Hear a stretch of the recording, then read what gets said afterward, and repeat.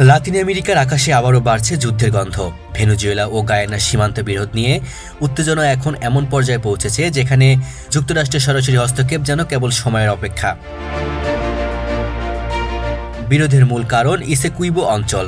গায়ানার আয়তনে প্রায় 2/3 এই ভূখণ্ডের বিপুল পরিমাণ তেল ভাণ্ডার আবিষ্কারের পর থেকেই ভেনেজুয়েলা দাবি করছে অঞ্চলটি তাদের নিজস্ব ভূখণ্ড।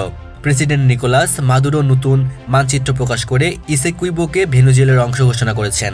এর পরপরই গায়ানা জাতিসংঘে অভিযোগ জানায় আর পাশে দাঁড়ায় যুক্তরাষ্ট্র। ওয়াশিংটন থেকে স্পষ্ট বার্তা, গায়ানার সার্বভৌমত্বে কোনো ধরনের আগ্রাসন বরদাস্ত করা হবে না। ইতোমধ্যেই মার্কিন দক্ষিণাঞ্চলীয় কমান্ডো গায়ানার আকাশ সীমায় যৌথ টহল চালিয়েছে এবং সামরিক সহযোগিতা বাড়িয়েছে। অন্যদিকে মাদুরো সরকার বলছে যুক্তরাষ্ট্র ইচ্ছাকৃতভাবে এই অঞ্চলের উত্তেজনা বাড়াচ্ছে, কারণ গায়ানার তেল ক্ষেত্রে যুক্তরাষ্ট্রের জ্বালানি কোম্পানিগুলোর বড় বিনিয়োগ রয়েছে।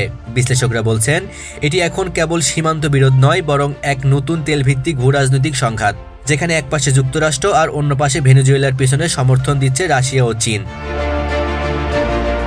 গায়ানা শান্তিপূর্ণ সমাধানের কথা বললেও সীমান্তে মোতায়েন বাড়ছে উভয় দেশেরই, ফলে পরিস্থিতি যে কোনো মুহূর্তে বিস্ফোরিত হতে পারে।